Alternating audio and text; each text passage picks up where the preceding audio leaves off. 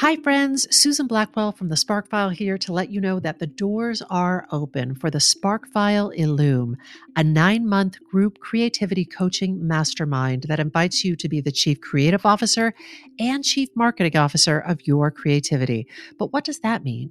That means in 9 months in Illume, you will clarify and advance your big creative goals and learn how to effectively share your work with the world. Now, if you're listening to this and you're an experienced creative or an accomplished professional who seeks a space where it is safe to attempt something you've never tried before, or complete a big creative project, or take your work to the next level and acquire the skills needed to share your creative work with the world, Illume might be right for you. We are calling in emotionally intelligent, high-functioning creatives who are ready to level up. You can find out more by going to thesparkfile.com/Illume, but do it now to find out if Illume is right for you and to save with early bird discounts. That's thesparkfile.com/Illume. Take a leap, take a risk. Go to thesparkfile.com/Illume and join us for Illume. The Sparkville podcast contains profanity and other adult content. And this episode also includes discussion of suicide. Take care when listening. When I bump into something that inspires me, I dump it in my spark file. Could be something that I want to make or how I want to be. I pump it in my spark file. I jump into my spark file. Let's open up the spark file. Welcome to the Spark File, where we believe that everyone is creative, but smart creative people don't go it alone. I'm Laura Camion. And I'm Susan Blackwell, and we are creativity coaches who help people fear less, create more, and bring their creative visions to life. If you're an OG member of the Sparkfile community, hey, welcome back, Sparkler. If you're joining us for the first time, welcome, new friend. Know that just by listening to this podcast, you are joining a warm and wonderful clan of creatives. But you may be asking yourself, what exactly is a Spark File? A Sparkfile is a place where you consistently collect all your inspirations and fascinations. If you're like us and you're making stuff all the time, or you want to be making stuff all the time, you know, if you're not careful, your campfire of creativity can flicker out. But don't despair. We're collecting kindling in the form of fresh ideas, images, and inspiration that spark creativity and pique curiosity to light a fire under our collective asses to make things like this podcast. Or a discussion that actually asks for whom the creative bell tolls. Spoiler alert, it tolls for thee. Every episode, we're going to reach into our spark files and exchange some sparks. And from time to time, we're going to talk to some folks who spark us too. That means we have more sparks than we can possibly use in this lifetime. So many sparks. So if something lights you up, we encourage you to take that thing and make something out of it. Without further ado, let's open up The Spark File. Laura Camion. Susie B. Huzzah, huzzah. How are you doing? I'm good. It's Spark Day, which always feels fresh and fine to me. How are you doing? It feels fantastic. You know, I went to a little cafe this morning to do some writing, and upon entering, I said hello to the woman there. I said, "Hi, how are you doing?" And she said, "You know, I can't complain." And I said, "Neither can I. Neither can I. Not one thing to complain about. Doing good. That's nice. Out in the world and people are doing good." That's great. It's a beautiful day. It is autumn of 2022. It's Gorgeous. Been a really, really pretty autumn. Ugh. It is just like all the autumn colors and the crunch and the crisp. And it's been great. I know you love this weather, Laura Camion. The crispy weather. I love it. Crispy, crunchy. Would you live someplace where you could have crispity, crunchity autumn most of the time? I would. Now, my beautiful lifetime partner, Wesley Day, would not. He would not have that. So we've got to split the difference on the thermostat, basically. The thermostat of love. Well, we're enjoying it. We're enjoying it. Are you loving it? It's been Oh. beautiful. It's beautiful. And we get to record a spark today. And should we jump in? Should we I do this? say let's spark it up. All right. Today I am sparking you. I'm excited. Spark you back. So, Laura, you will recall, and maybe some of our listeners will recall, that back in June of 2021, I shared the spark that I titled Write Like Your Parents Are Dead. Oh, yeah, you did. I don't mean to be provocative, but if you haven't heard that spark, you're welcome to go back, give it a listen, or don't. If you don't want to do that, I'm going to catch you up now. So when I titled that spark, Write Like Your Parents Are Dead, I didn't mean like write about your parents being dead or that I wished your parents harm. No. What I meant with that provocative title is, as we approach our creative work, I think Laura and I are both interested in cultivating a mindset that allows us to be as free and self-expressed as possible with inhibitions released. In our world, there are lots of folks who have a desire to spin their lived experience into their creative self-expression, us included. And we've done so in many things we've made. The musical's title of the show, and now hear this. Laura's play, Echo Speaks, is a great example of that. Thank you. We do it. We like to do that. We like to do that. Talks and films and curriculum and stories and podcast episodes. I may even do a little bit of it today. But our lived experience shows up in all sorts of places. Laura, have you ever put your lived experience into a screenplay that you made, a movie? Well, my short film called Foreclosure. Yeah. It was based on some things that happened to my sister. Not to me, but yeah, to my sister. Yeah. Oh, this is great. This is a great example of like, is that your story to tell? Did you check in with your sister before you told that story, Laura Camion? Oh, yeah, I did. You know, this topic fascinates me because I don't think you and I land in the same place. And that's not bad. That's good. Like, no, it's just a very personal thing. It's just different. It's different places. But yeah, I did talk to my sister about it. She didn't mind one bit. Well, there you go. Green light. Go ahead. I love it. So this desire to spin our lived experience into self-expression can present a conundrum for creatives, as Laura and I were just bantering. It's a very personal decision about where that boundary line lies. But our stories don't exist in a vacuum. Our stories often feature other people. Those people might be Laura's sister or your parents or friends or people we've loved and lost to breakups or deaths. So how do we tell our version of events and still represent those folks in our work? And further, how do we tell our stories in a way that doesn't scandalize innocent bystanders like our kids or our grandparents or our work colleagues or our fellow parishioners? Very real. Yeah, it is. You just have to, I feel like, come to terms with it for yourself. Not to put the spark in front of the horse. But as you all listen to this, and Laura, as you listen to this spark that I'm about to share, see where you fall on it, because that's the most important thing, is that you have clarity, conscious clarity that you can refer back to. And you feel at peace with it. Yeah. Yeah. Exactly. Yeah. So something I didn't focus on last time, but I think it's worth saying now, this isn't just about spinning your lived experience into your creative self-expression either. In both fiction and nonfiction work, you may want to create things that include aspects that may be considered less acceptable in polite society. For instance, maybe you want your creativity to include themes around sex or violence or random weirdness, and you may not have lived it, but maybe you want to reference it or have your central protagonist experience it. But maybe you intuit that your Aunt Fanny wouldn't approve of that. That's also included in this spark, which is why I'm titling it Write Like Your Parents Are Dead Again. Nice. Is it nice, Laura? Maybe not, but I'm not worried about what other people think. I'm worried about what speaks to me. I might be a little worried about what other people think, but here we go. So I said it before. We just said it a few seconds ago. This is not blanket advice that I'm doling out to everybody. There is not a single correct approach for all creatives all the time. This spark is just meant to get you thinking about what is right for you. But Write Like Your Parents Are Dead is actually an option suggested by Lamott in her wonderful book on writing, Bird by Bird.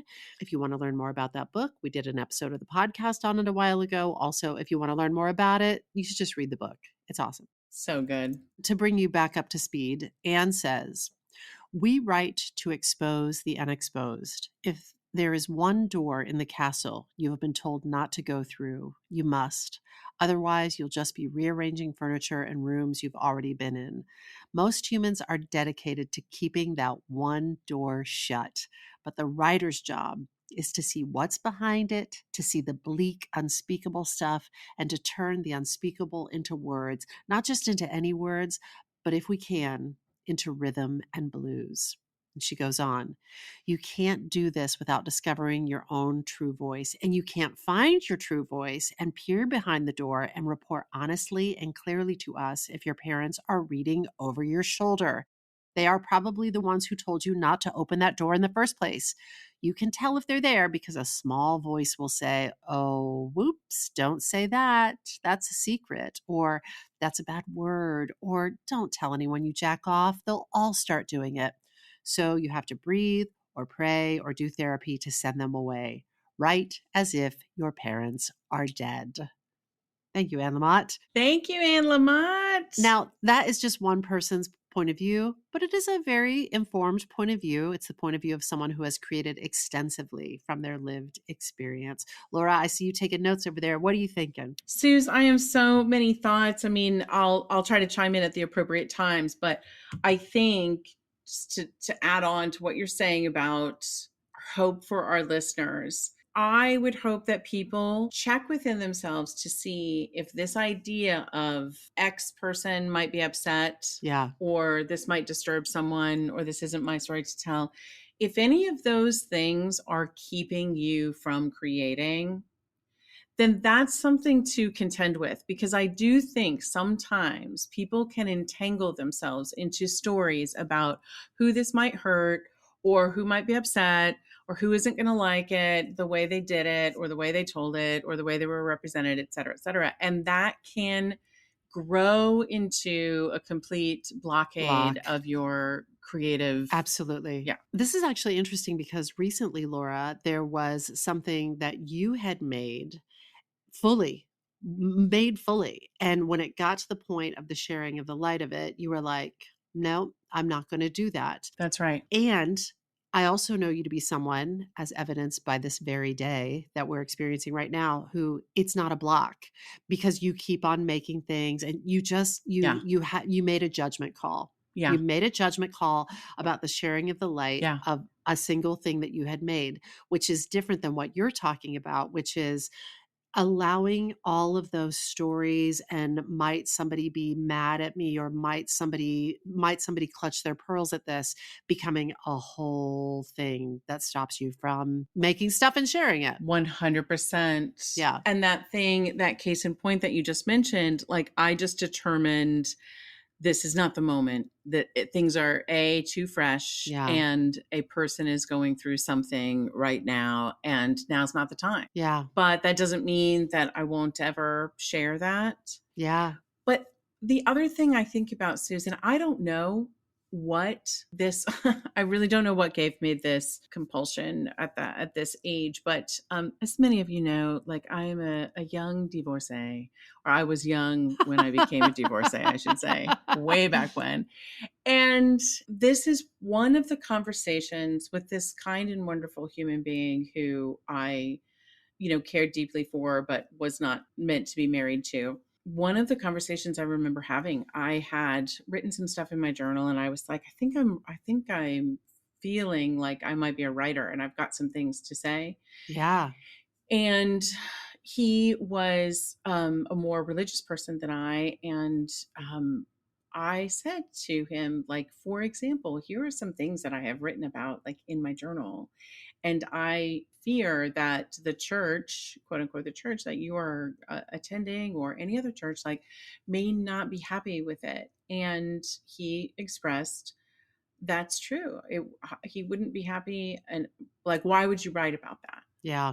And something clicked into place. And I was like, and why would I be held back from writing about that? I think I'm out. Like, I can't live in a world where I can't express what is happening inside of me. And whether or not I share that expression with the world is something else, but I don't want to be blocked from putting it down on paper. I'll say that. So young, nearly divorcee, Laura Camion had a growing realization that you were like, I am not going to prioritize this relationship over my self-expression. Yes, and I'm not going to prioritize the pleasing of some people in an organization, religious or otherwise, Yeah. and prioritize their thoughts and feelings before I even Yeah. begin to express myself. No. Yeah.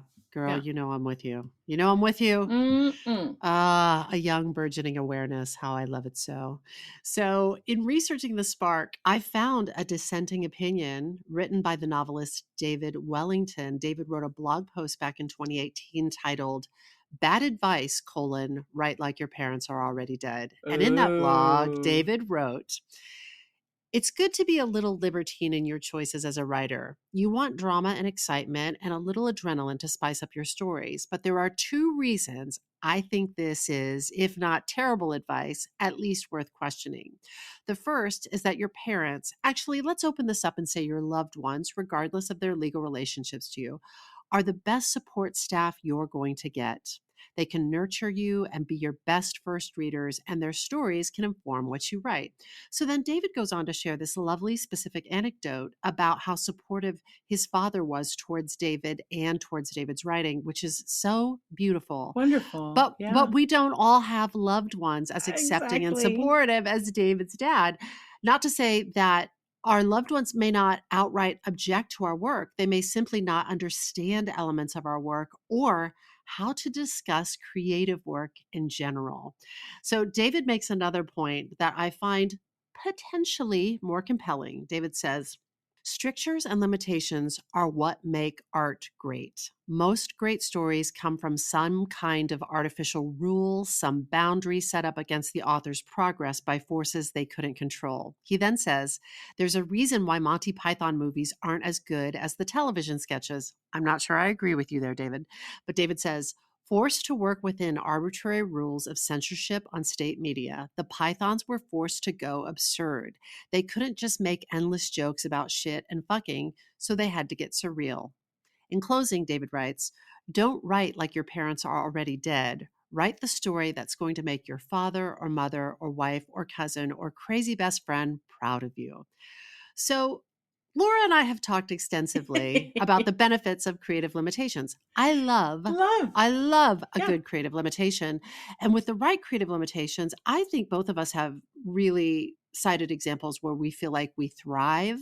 Uh-huh. But for me, I just don't believe that every piece I create benefits from the creative limitation, that the piece is aiming on some level to make my loved ones proud. You know, I've got to go with you on like David. I think it depends on who your loved ones are. Yeah, him. And I mean, I have 1,000 thoughts about this because I'm just like, yeah, it sounds like he doesn't have a lot of family issues that he needs to explore. That's wonderful. And that's great for David.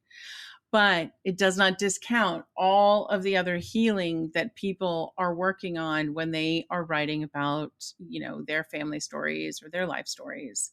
And I also would like to, if you don't mind, just split one hair here a little bit. I'm going to split this hair. Split it.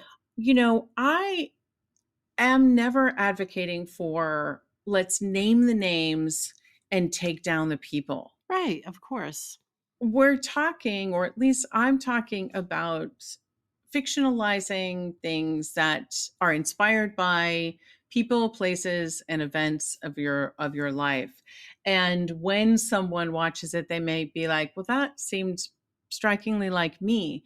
But they're not named after that person. They're not actually attacking that person or calling them out. It's only, if that person wants to be like, I think you wrote about me in that nasty little scene right there, great, they're welcome to call attention to it. But the rest of the world is not going to know that was that woman you worked with in the office 7 years ago. Yeah, yeah.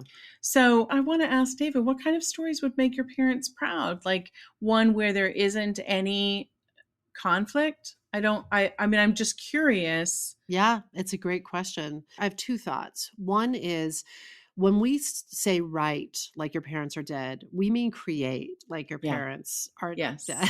Yes. And again, that's not blanket advice, but the concept is whether you're a painter, whatever medium you work in, creating with as much freedom as possible. The other piece is I just feel like David's very I think loving. I think this comes from a real Yes, loving yeah. place, and very well-meaning suggestion borders on invoking the air freshener vampire Yeah. and having that air Yeah. freshener vampire sit on your shoulder while you create. Laura, your comment reminds me of that. Like, what would make David's parents proud? Like, what is David I'm aiming at curious. in Yeah. David's work? Yeah. So, you all may have heard me talk about the air freshener vampire. I wrote her into a little song called Die Vampire Die in the musical title of the show. And generally speaking, a vampire is any person, thought, feeling, memory that impedes your creative self expression. And specifically, the air freshener vampire, who to me looks like my mom. She's got a perm. It's very sweet, very well intentioned. Looks like my mom. It has wings that look like my mom crocheted them out of some yarn she got on sale at Walmart. And Cam's listeners, I hope you know by now, I fight hard for the powers of good. And I'm also a bona fide weirdo. I cuss. I used to impulsively lick people on the face. And when I have a pure impulse to say something weird or do something weird, that's when that air freshener vampire might show up. And it comes bearing a can of Pine Fresh Vanilla Island Breeze Renews It. And it just sprays me and tries desperately to cloak the smell of my weirdness with its synthetic fresh scent. It tries to keep me from getting the stink of my weirdness On anybody else. or getting onto my loved ones. That's right. But if those delicious weirdo impulses get sanitized away when I'm trying to express my creativity, I don't count that as a win, even if it makes my loved ones feel proud and comfortable.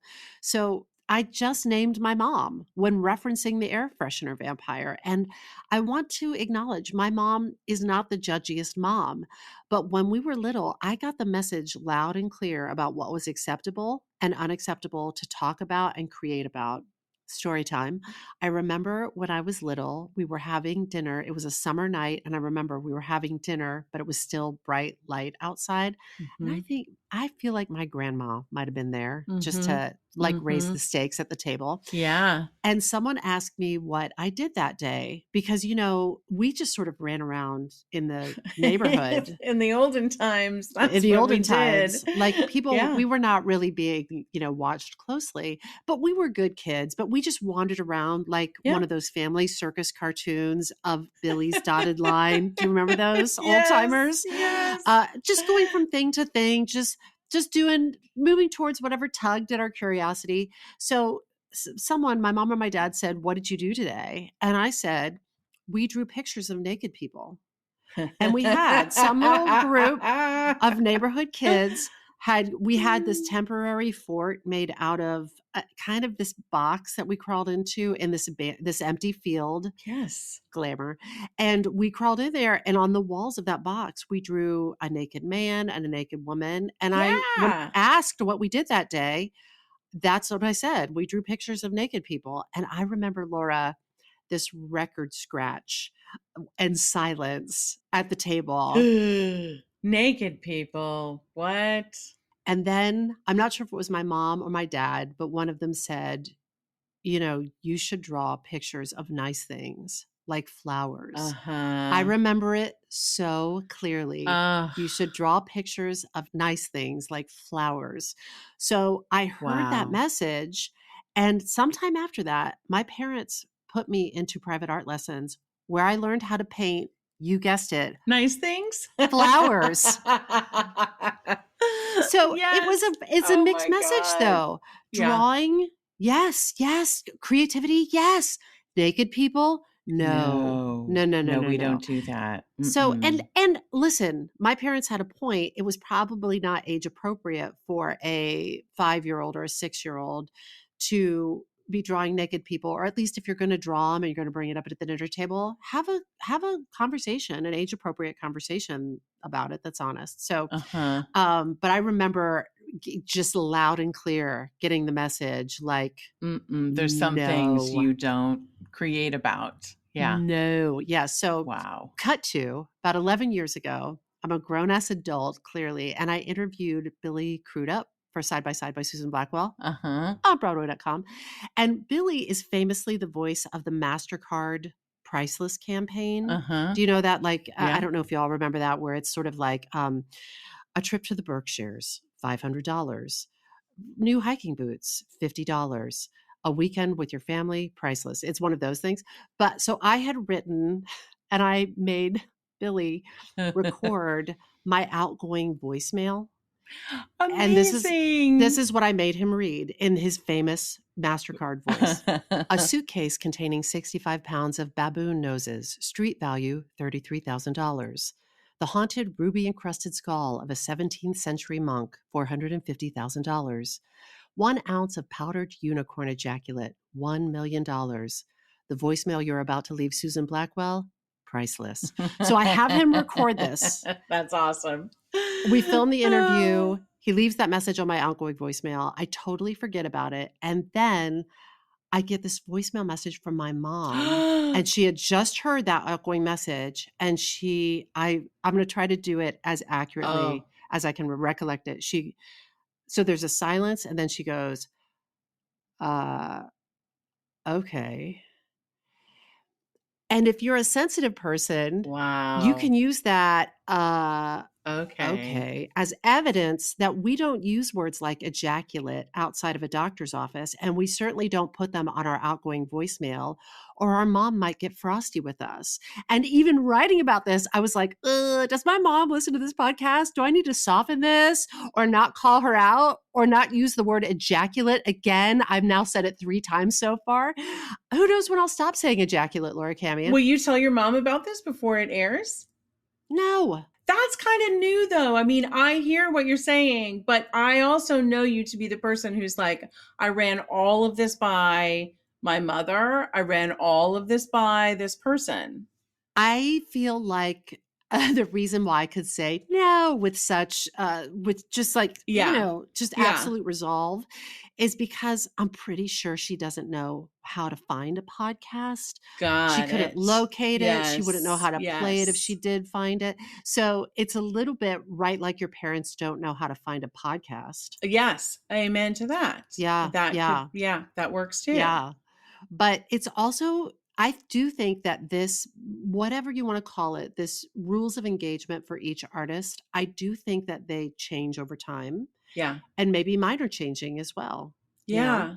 Yeah. I mean, I think it's interesting to me. I don't want to jump your spark if you're going to hit on this, but where I think some people get tripped up is the idea of truth in terms of I need to tell the truth about what happened and the impossibility of that. Yes. This is where I think it blocks some people creatively because it's not possible to tell the truth about it.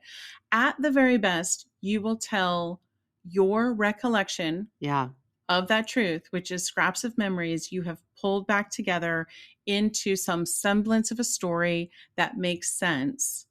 It will always be your version of that. Yeah. And so I think that's, I'll get feisty about this because I feel feisty about it. There is no truth. So we're like creating some target that is not possible to hit. It's just not possible. I hear you. There's still that part of me that wants to be as impeccable as I can. Tell me what impeccable means. Like I want to, this is why for something where I do think my parents would hear it, or it's a story that not an episode of the podcast that I've just sort of cobbled together, but something really crafted. If I'm referencing, say, my mom, I'd want to check in with her and say, it is my understanding based on what you've told me that this fact are your lived experience, and be impeccable about that. And if she's like, all of those except number 4, I'm like, then we'll cut number 4. Uh-huh. Yeah, that's what I mean. Yeah. I mean, that makes sense in the, if you're creating something where that's possible. I contend that many a person has cut things from a story because they are unflattering. And we're forgetting the reality that in all of our stories, people can do something bad and not be something bad. So if you want to tell a story about, remember that time Laura snapped and said just the meanest thing? if you write that story about that and you include that moment and you include what happens later, which is the character of Laura feels terrible about what she'd done, circles back and corrects it, has a moment of redemption. So you're not, I could go back in and be like, oh, I don't want you to show that part where I snapped and said, where I said something really ugly. That's not very nice. But without it, you don't have a story. You don't have a story of redemption without something that needed to be redeemed. Well, I think this is something that I've heard you talk about a fair amount, how writers, I'll focus on writers right now. Yeah. How we so don't want to put our characters, even if they're fictional characters, through tough things, that we'll pull obstacles and real like hero's journey stuff will smooth the path for them. And it's sort of like, you are not making this fun for your reader, your listener, We'll not only pull our punches in terms of what happens to our character, but we will not allow our character to show what is a true range of humanity, which means, sometimes they make mistakes, they say something, they fuck up, and it is the forgiving of that character that allows us to heal. If we remove that from the story and we're like, we had a perfect human being and look at this, they responded to everything perfectly and they arrive at more perfection. We're not healing anything. We're not talking truthfully about anything. And it's boring. But it gets complicated when you're drawing from real life people in your life. That's right. So I just want to say, it doesn't have to look like that your loved ones are going to disown you or hold a mock funeral for you if you express yourself in your art. Though there are certainly people who have contended and are contending with that. And if you're listening and that's happened to you, I am so sorry. That is terrible. The way typically that this manifests can be a much more subtle tut-tutting, that if you're not conscious of it, it can form a little vampire that can stand between you and your creative self-expression and prevent you from sharing all sorts of elements, things that, to Laura's point, might make your work much more vibrant and fun. I mean fun. I don't mean fun like a joyride, but much more exciting for people who eventually take in your work. And potentially more healing. Yeah. So me, speaking for myself, I want to use many words, including ejaculate. There, I got another one in. There you go. I'm choosing not to write like my parents are dead. I'm choosing to write like they're not listening to this podcast. But that's just me. That helps too. Yeah, that helps too. If you're like, write this play as though your parents aren't going to come. Write this play like your parents aren't going to come. Yeah. You can deal with it later, or decide to hold the play until later. Or do the play in another state. And they're not coming. Yeah. Yep. Yeah. But again, it is incumbent upon every artist to set these guidelines for themselves with the acknowledgement that it can evolve over time. That is correct. Yeah. Can I mention one other thing? Not just like your parents being dead. You could choose to write certain things as though it'll be published after you're dead. That's a more graceful way of right. Like this is going to be published posthumously. Because like Paul Newman's, I don't know if you read much. I haven't read the book, but I've read about the book that Paul Newman did a bunch of interviews, all of which edited into a book published after he died. Now, many of these articles are really interesting because his kids are being asked like, when your dad wrote about the sex room that he and your mom had, how did that make you feel? And they were like, we were delighted. It was so fun that they handled it in this way. And we knew their relationship to be this and that. I've got to get a hold of this Paul Newman book. Yeah. What? Yeah. Joanne Woodward, apparently, what did she call it? Oh, shoot. The Sex Hut or something like that. She decorated, she set up a whole bedroom for them just to kind of have romps in when they wanted to get away busy. From the kids. And get away from the kids. And the kids were like, yeah, there were locks on that room. And they had such fond and happy memories. Like it didn't bother them at all. Yeah. But it is one way you might deal with like, oh no, I just don't want all of this to come out while I'm alive. Great. Hold it till later. Yeah, I like it. One of the main reasons I wanted to revisit this topic is because of someone I've talked about several times on this podcast, David Sedaris. So, just to bring you up to speed quickly, David is another person who has written extensively about his life, which of course includes his loved ones. And while he has fun, funny, celebrated siblings that he loves to write about, it's not always a love fest. He has written very honestly about his sister Tiffany, their conflicts, her suicide. By the time she took her own life, she and her brother David had not spoken in 8 years. And in his masterclass, he talks about how the very last time he saw her before she died, right before he was going to do a signing after one of his book readings, she showed up at an open stage door, saw him, and called out to him.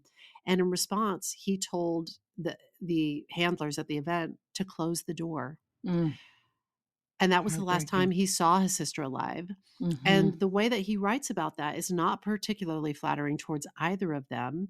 And even though he's known for being a humorist, he doesn't undercut it with a joke. And it feels very authentic and true and human.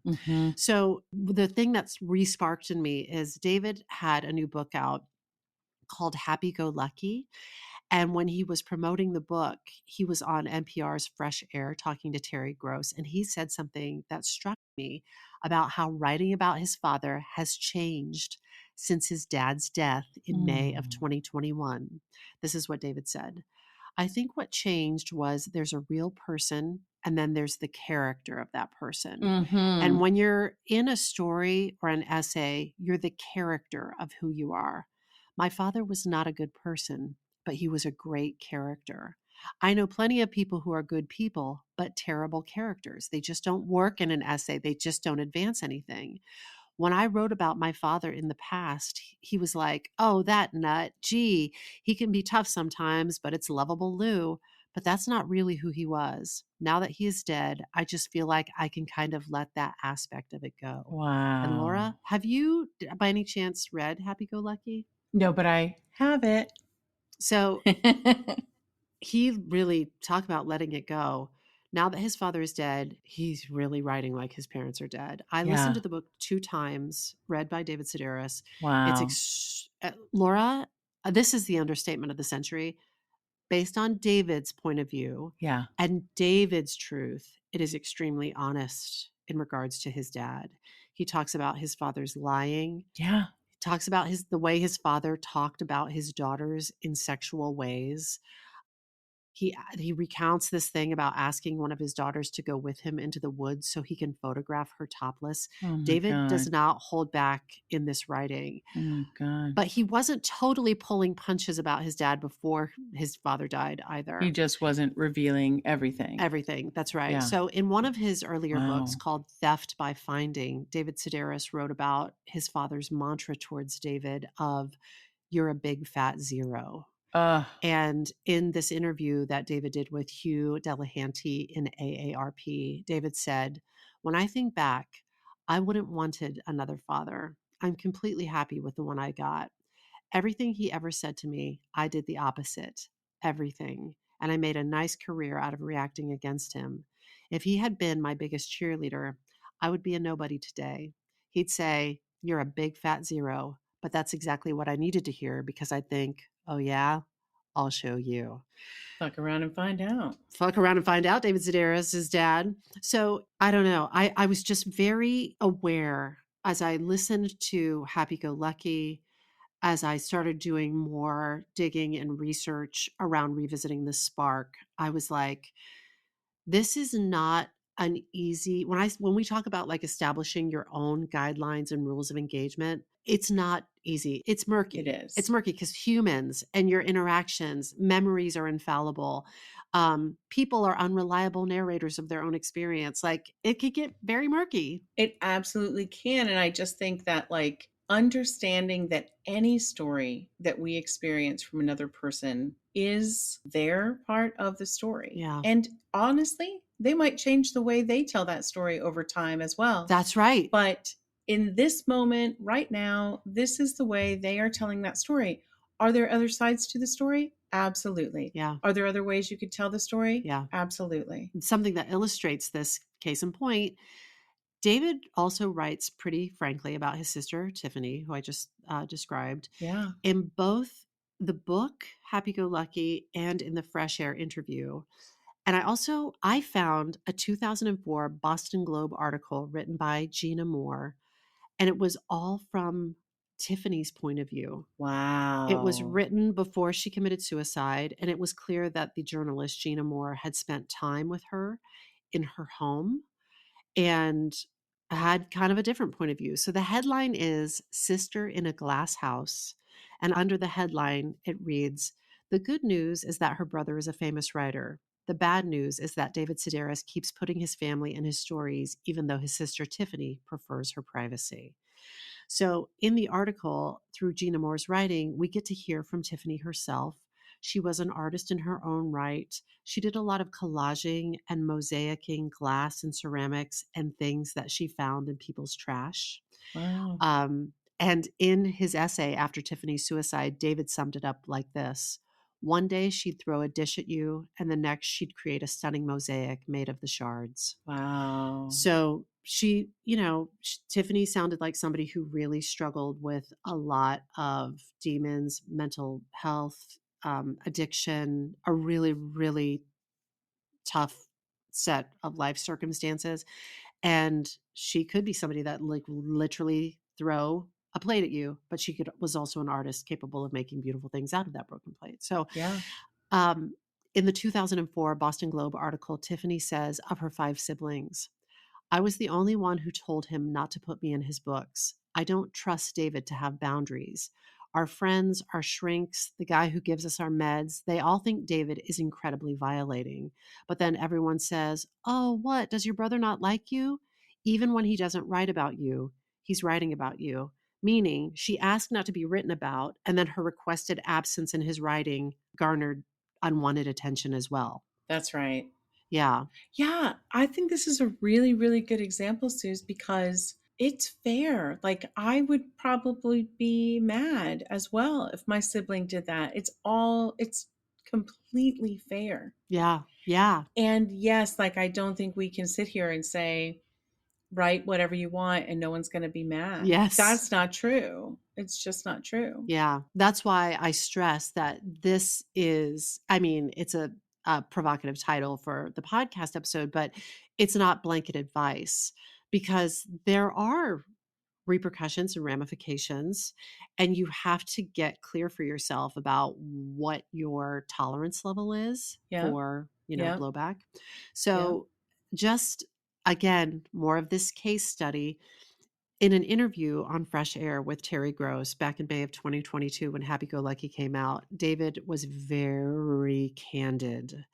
Terry Gross went deep, and David Sedaris went there with her. It is a great interview, and I highly recommend it. And in it, David says, "One day, Tiffany asked me never to write about her, and I said, 'That's no problem.' And then she called and said, 'Everyone thinks you don't like me. Will you write a story about me?' So I did, and I sent it to her, and I said, 'Is this okay?' And she said, 'Yeah, I love it, and it's really funny, and you capture me perfectly.' And then the book came out, and she was like, 'I can't believe he did this to me. I can't believe that he would betray me like this.' And it's like, you see, you just couldn't trust her, So I got this sense from reading Tiffany's account and David's account and reading countless people weigh in on this on Reddit and other online forums. There isn't an easy, clear-cut answer about whether or not David had the right to reference Tiffany in his writing. So this is a sister who struggled with mental illness, addiction, and this dark, troubled past. And again, there are so many differing opinions about this. So Yeah. if you are making work based on your lived experience, or if you want to put things in your work that may be, I don't know, a little pearl clutchy or hot to the touch, I think it's important to get clear with yourself about what your rules of engagement are. Yeah. If it frees your self-expression, you can try writing like your parents are dead, or put more gently, as we've discussed, write like your loved ones are never going to read it or hear it or see it, or write like it's going to be published posthumously, like Laura was just saying. What were you going to say, Laura? Well, and or like if the story can be told without the use of actual names.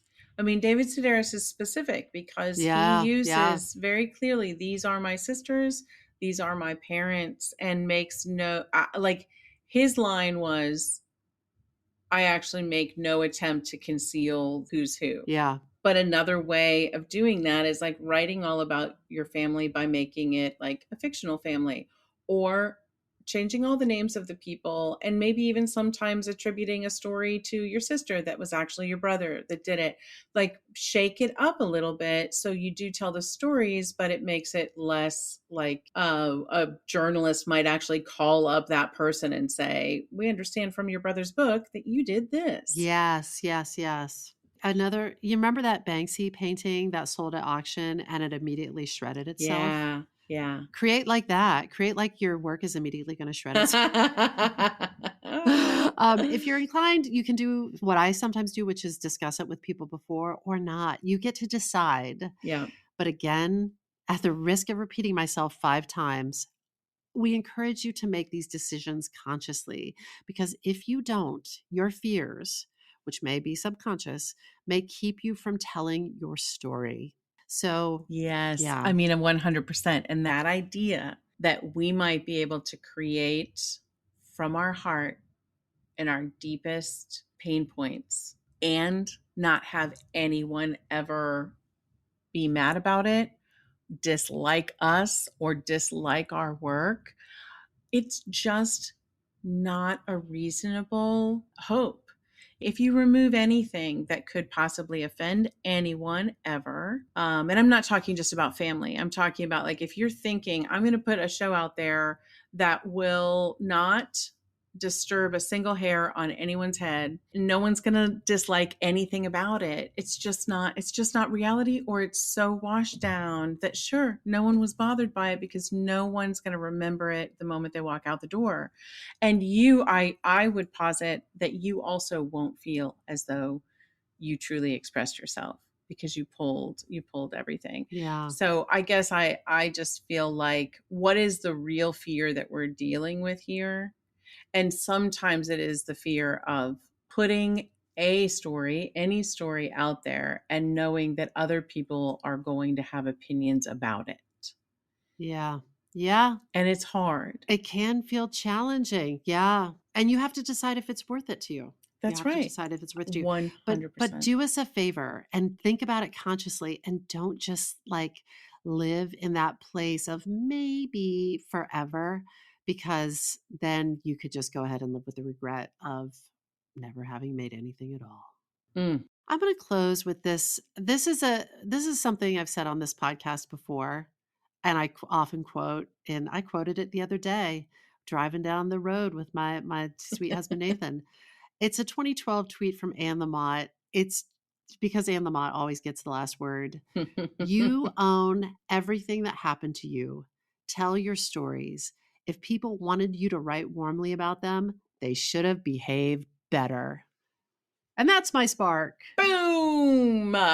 Mic Boom, drop. Anne Lamott. Wow. Yeah, I think this is a great spark. And obviously, I think it's clear I get sparked by it as well, Suze, like every time we talk about it. And I think it is such a worthy exploration for people. Well, I'll tell you, like, different people have different appetites that they are satisfying when they consume art, culture, creativity. Yeah. And you may be like, I love David Sedaris' first book. I love the jokes. It makes me laugh so hard. And I don't need this like darker family, like this tumult. And that's just a question of like where your personal taste lies. Uh-huh. This book, Happy Go Lucky, not that David Sedaris needs any more promotion from me, but like it is crazy how honest it is. I mean, yeah. I do think it is because based on, what I've heard him say in interviews, etc. Now that his father and his sister, who were two really, really challenging folks in his life, now that they're gone, it's sort of like no holds are being barred. It is so honest. Yeah. It is super honest. Yeah, and it sounds like it might be a step too far for some people. Uh-huh. And it might have been exactly what he needed in order to be self-expressed. And sometimes you can do that and three people buy the book. David Sedaris has many others who buy his books, and I would say that could be evidence that other people have healing to do as well, and his books help them heal from their family experiences. Yeah, potentially. Potentially. For me, it's a great case study because it's operating with high visibility and high stakes. And I think there's somebody I'm thinking of somebody that's in our Sparkfile community, and they were expressing some apprehension because they've experienced a lot of creative output recently, and there's been a lot of support that showed up for them. A lot of people have turned out to see their work, to read their work, etc. Yep. And they were like, I feel physically sick. And I'm like, I think it's a little bit of an upper limit Yeah. problem where you're sort of like, I'm not sure yet. I've caught up with my deserve levels about this level of support and attention towards my work. But I also was like, having higher visibility can be real anxiety provoking. So Oh, the David sure. Sedaris case Yeah. study, I feel like, is a good one because it's sort of like when I was younger, I didn't understand, like, I desire success and I fear success. Right. And I was Right. like, oh, I get it now, because one of the aspects of success, there's a lot of reasons to fear success, but one of them is, like, you should see these Reddit chat boards, people weighing in about whether David Sedaris has a right or not to tell stories that involve especially his sister Tiffany. And uh, and I'm like, everybody's got an opinion, but that's why I think David Sedaris clearly has clarified in his mind where his boundaries and what his rules of engagement are.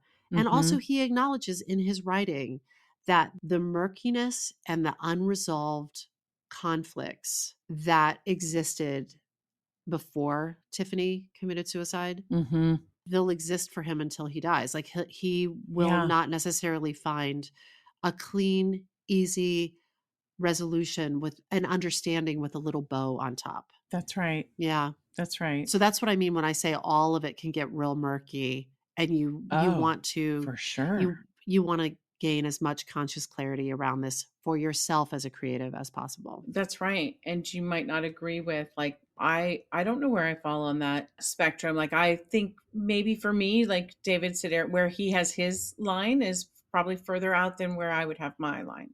Uh-huh. And that's okay.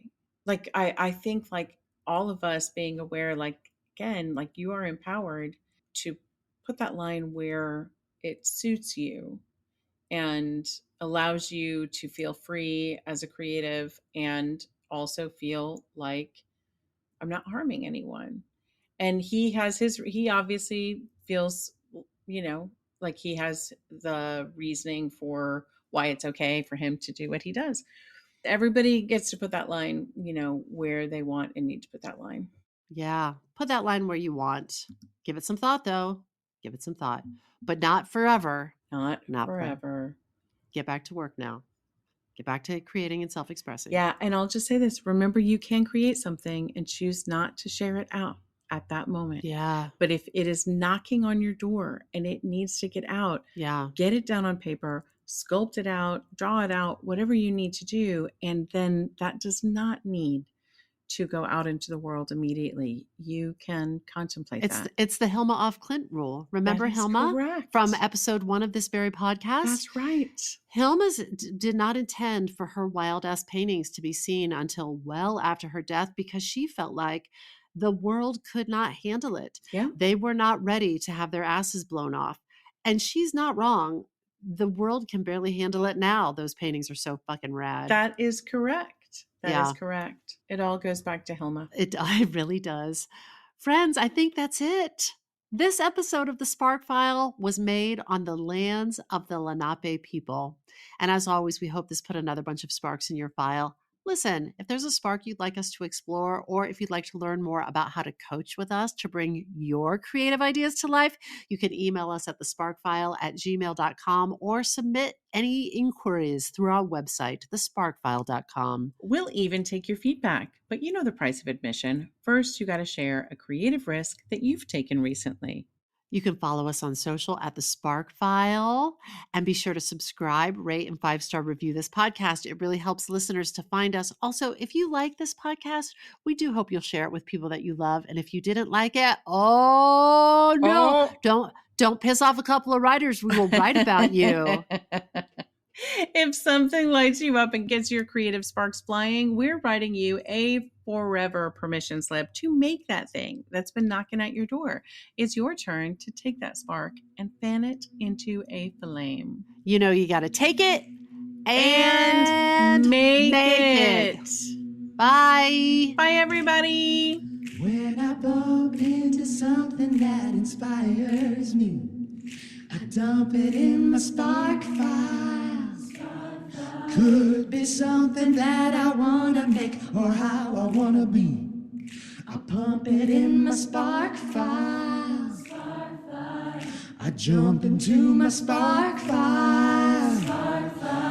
Let's open up the spark file. Hi, friends. Susan Blackwell from the Spark File here to let you know that the doors are open for the Spark File Illume, a 9-month group creativity coaching mastermind that invites you to be the chief creative officer and chief marketing officer of your creativity. But what does that mean? That means in 9 months in Illume, you will clarify and advance your big creative goals and learn how to effectively share your work with the world. Now, if you're listening to this and you're an experienced creative or an accomplished professional who seeks a space where it is safe to attempt something you've never tried before, or complete a big creative project, or take your work to the next level and acquire the skills needed to share your creative work with the world, Illume might be right for you. We are calling in emotionally intelligent, high-functioning creatives who are ready to level up. You can find out more by going to thesparkfile.com/Illume, but do it now to find out if Illume is right for you and to save with early bird discounts. That's thesparkfile.com/Illume. Take a leap, take a risk. Go to thesparkfile.com/Illume and join us for Illume.